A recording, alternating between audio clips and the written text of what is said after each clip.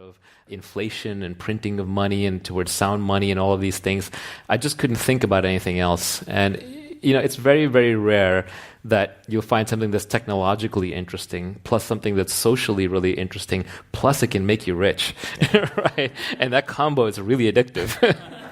Well, in 2015, we had this narrative emerge, the blockchain, not Bitcoin narrative, where people said, it's not about this money thing, but the underlying technology is really valuable for me at JP Morgan or whatever enterprise company we're working for.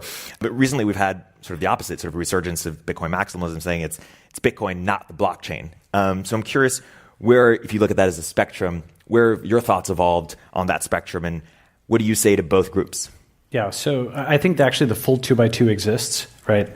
There's like anti-Bitcoin, anti-blockchain, thinks the whole thing's a scam, right? Okay. Then there's pro-blockchain. They're called no-coiners. Yeah, exactly. That's the term that they use. We'll get to that that's in a bit. Right. That's right. Then there's pro-blockchain, anti-Bitcoin. That's like the banks, blockchain, not Bitcoin, right? Then there is a pro-Bitcoin, anti-blockchain, and that's like Bitcoin maximalists. And then there's, I think, where I'd land up, and a lot of, I think, investors and technology in the space will land up, which is pro-Bitcoin and pro-blockchain, kind of, let's say, upper right corner. And the reason for that is I think, you just have different solutions for different kinds of problems. With the, I think the internet is probably the best analogy, at least the one that would be accessible to lots of folks here, which is that we went and we digitized movies and music and books and newspapers and pretty much every form of information. And, that's obviously valuable 20 years later. And the same way with the blockchain, we can definitely digitize gold. That's super important. But we can also, and we should digitize, stocks and bonds and loans and mortgages and derivatives, and all that other stuff should get digitized as well. So that's why I'm in the Bitcoin and blockchain camp. Yeah, I agree with that. I think with Bitcoin, you're looking at sound money, gold, store of value, and possibly a currency over time.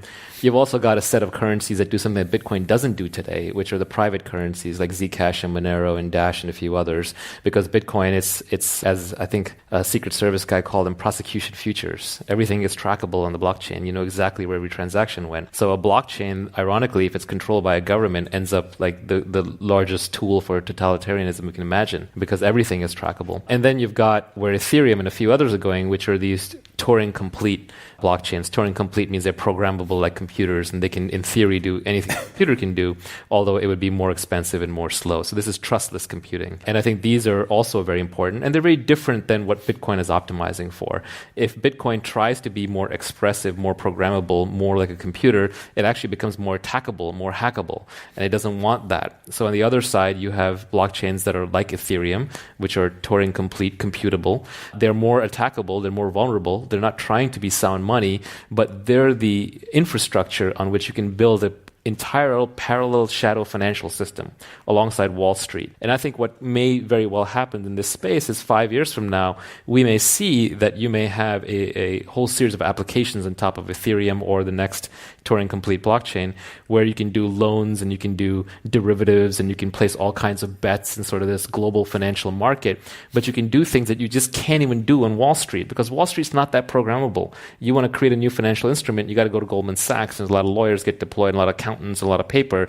But here, a 15-year-old kid can hack something together, and then some grandma in Zimbabwe can be betting on that security contract. Now, let's leave the laws aside for a second, but it's theoretically possible. And because in the internet, if it's programmable and theoretically possible, it'll happen. So I wouldn't be surprised if 5 years from now you have bankers who are working at Goldman who basically go to their boss and say, look, that custom derivative or security or bet that we want to do, I can do it, but I can only do it on the blockchain. I can only do it on this infrastructure that has been built parallel. So I have to convert out of US dollars into Ethereum or Augur or whatever the heck tokens I need to use, do that trade, and then come back. So yeah, I'm a crypto maximalist, not necessarily a Bitcoin maximalist.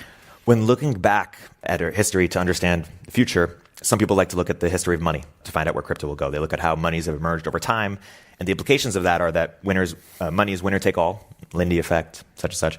While other people look at the history of the internet and say, software is eating the world, software tends to rewrite the things in which it runs into, and the implications there are that there can be multiple winners, and you don't have to be the first search engine or social network, you just have to be the last. So as we look forward to the future, which